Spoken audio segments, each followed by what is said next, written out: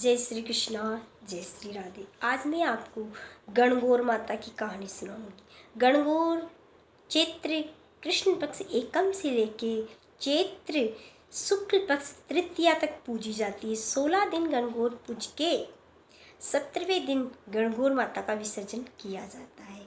गणगौर के बहुत सारे गीत गाए जाते हैं, नाच किया जाता है, बिंदोरा निकाला जाता है, सब कुछ किया जाता है। गणगौर की पूजा की जाती है तो उसमें एक कहानी सुनी जाती है। सारे काम कर लो, अगर किसी देवता का हम व्रत करते हैं उसकी कथा ना सुनी जाए तो वह थोड़ा, जैसे खाना हम बहुत अच्छे से बनाएं, बहुत प्रकार से, बहुत ही तरीका लगाकर बनाएं, अगर उसमें हम नमक नहीं डालते हैं तो वह स्वाद से अपूर्ण होता है। इसीलिए कोई भी व्रत में कितने भी गीत गाए जाए, कितनी भी अच्छे से पूजा पाठ की जाए, परंतु अगर उसमें हम कहानी नहीं सुनेंगे तो वो जिसे बिना नमक का भोजन है वैसे ही लगेगा। इसलिए हमें किसी भी व्रत में कहानी अवश्य सुननी चाहिए। कहानी का बहुत बड़ा महत्व है, क्योंकि भगवान जिस देवता की हम पूजा करते हैं उस कहानी से गुणगान हो जाता है तो वह बहुत प्रसन्न।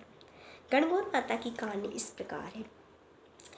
एक बार एक गांव में राजा जी के यहाँ तो जो और चने बाए गए और मालियों के यहाँ 2 का बगीचा लगाया गया।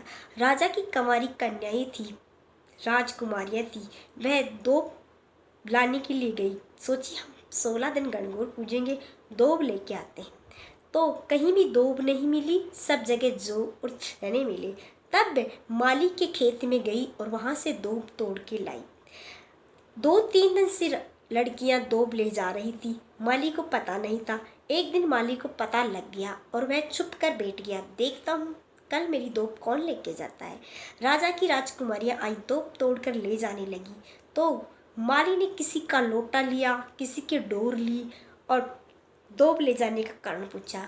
तब राजकुमारियां बोली, माली बाबा, माँ का लोटा और डोर तो दे दो, ये 2 तो हम गणगौर पूजने के लिए ले जा रहा था और 16 दिन जब गणगौर पूज के 16 दिन का पूजा पाठा होगा हम आपके घर दे आएंगे। तब माली को लगा कि भगवान की पूजा कर रहे हैं, ईश्वर गणगौर को पूज रहे हैं, उनके लिए 2 की ज़रूरत है, ले जाने दीजिए। ठीक है राजकुमारियों, आपको जितनी धूप चाहिए ले लो। राजकुमारियों ने माली के खेत से 2 लाकर 16 दिन तक गणगौर पूजी और 17वें दिन गणगौर को विदा करने के बाद में जो गणगौर की पूजा पाठ हो, जो 2 रखते हैं हम इकट्ठा करके और भोग लगाते, गणगौर के गुणा बना के पुआ पूड़ी चूरमा घेवर बनाकर भोग लगाते, वह सब रख थाल में और माली के घर गई और बोली, ल्यो मालन माँ, ये गणगौर का 16 दिन का पूजा पाठा। मालन बोली कि मैं तो स्नान कर रही हूँ, मेरे घर में बखारी है, वहाँ रख जाओ। लड़कियाँ रखकर चली गई।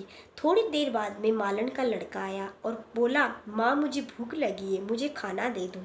तब माँ बोली, बेटा मैं तो फूल चुन रही हूँ, माला बना रही हूँ,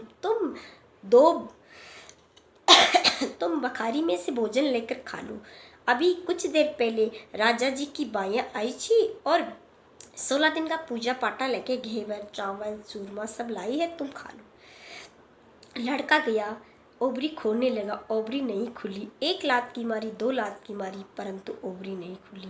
तब माँ से बोला, माँ ओबरी नहीं खुल रही है। माँ ने फूलों को रखा और ओबरी खोलने के लिए गई, नहीं खुली। तब माँ को लगा ज़रूर गणगौर माता का प्रसाद है, इसलिए गणगौर माता ने इसमें बंद कर रखा है, क्योंकि मालन भी गणगौर माता की परम भगत थी। तब मालन ने अपनी किटली कनिष्का से मेहंदी और कोए से काजल निकाला और उस बखारी को छाटा दिया, ओबरी अपने आप खुल गई।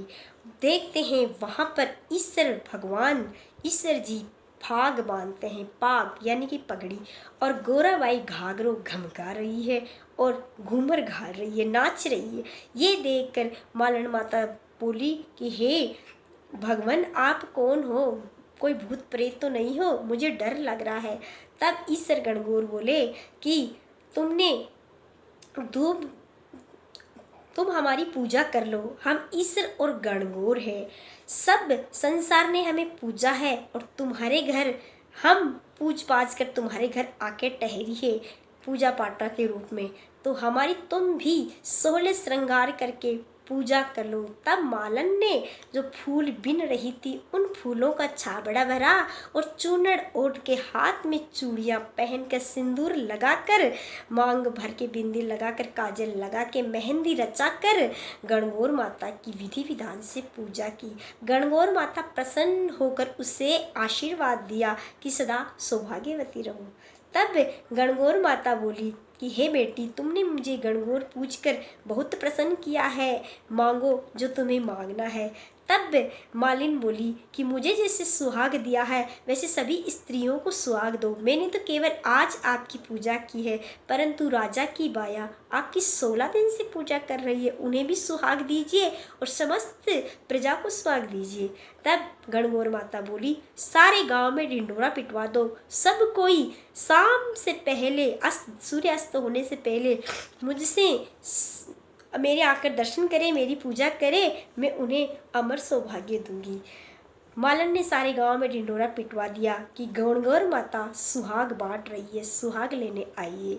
सब ने सोचा कि नहा धोकर स्नान करके तैयार होकर चलते हैं। राजकुमारियां वगैरह वगैरह स्नान करने लगी, परंतु कई ऐसी औरतें थी जिन्हें नहाने धोने का ज्ञान नहीं था, अज्ञान अवस्था थी, उन्हें पूजा पाठ का कुछ ज्ञान नहीं था। वह जैसे सुनी वैसे ही आ गई। आकर गणगौर माता को दूब ली और बड़े बड़े लंबे लंबे दूब के तार गणगौर माता को अर्पण कर दिया। उनके मन में पाप नहीं था, उनके मन में बिल्कुल भी द्वेष नहीं था, उन्हें अज्ञानता थी और गणगौर माता के प्रति बहुत प्रेम था। इसलिए गणगौर माता उन पर प्रसन्न होकर बोली, आज से मैं तुम्हें अमर सुहाग देती हूँ। तुम्हारी जैसे दिल वाली औरतें सदा ही सुहागन रहेगी। अगर उनके पति मर भी गए तो क्या वह शारीरिक रूप से सदा सुहागन रहेगी। इसीलिए जाटनियाँ, लुहारनियाँ ये औरतें पति के मरने के बाद भी सुहागिन रहती है। बाद में स्त्रियाँ आई जो नहा धो के तैयार होके आई, तो उनको गणगौर माता ने छांटा लगाया। जिनके पूरा छांटा लगा वह पूरा सुहाग भोगा और जिनके आधा छांटा लगे वह आधा सुहाग भोग्या। कुछ कुछ स्त्रियां थी जो आने में देर हो गई, गणगौर माता जाने लगी तो वह स्त्रियां गणगौर माता के चरणों में गिर गई, बोली हमें भी थोड़ा सुहाग दो। तब गणगौर माता बोली, मैंने तो सुहाग पूर्ण रूप से बांट दिया, तुम बाद में आई हो, तुम लेट हो गई। तब वह बोली कुछ तो दो। तब गणगौर माता ने अपने कनिष्का से मेहंदी और अपने कोए से काजल निकाल के उनको भी छांटा दिया, तो जितना छांटा उनको लगा उतना सुहाग उनको भी मिल गया और सारे गांव में ढिंढोरा पिटवा दिया। आज से हर साल क्षेत्र के महीने में गणगौर की 16 दिन पूजा की जाए और गणगौर माता से सुहाग प्रदान किया जाए। तब से सभी स्त्रियां 16 दिन गणगौर पूज के 17वें दिन गणगौर का विसर्जन करती हैं और अमर सौभाग्य का वरदान पाते। इस प्रकार ईश्वर और गणगौर अंतर्ध्यान हो गए और मालन को बहुत सारा वैभव देकर चले गए, सुहाग देकर चले गए और कहने लगे ईश्वर गणगौर कि जो मालन के घर दो बुलाएगा और उनके यहाँ पूजा पाठा देगा मैं उस पर भी प्रसन्न हो जाऊंगा। ये थी गणगौर माता की कथा। आपको कैसी लगी? अच्छी लगी तो मेरे चैनल को लाइक शेयर सब्सक्राइब कीजिए। जय श्री कृष्ण, जय श्री राधे राधे।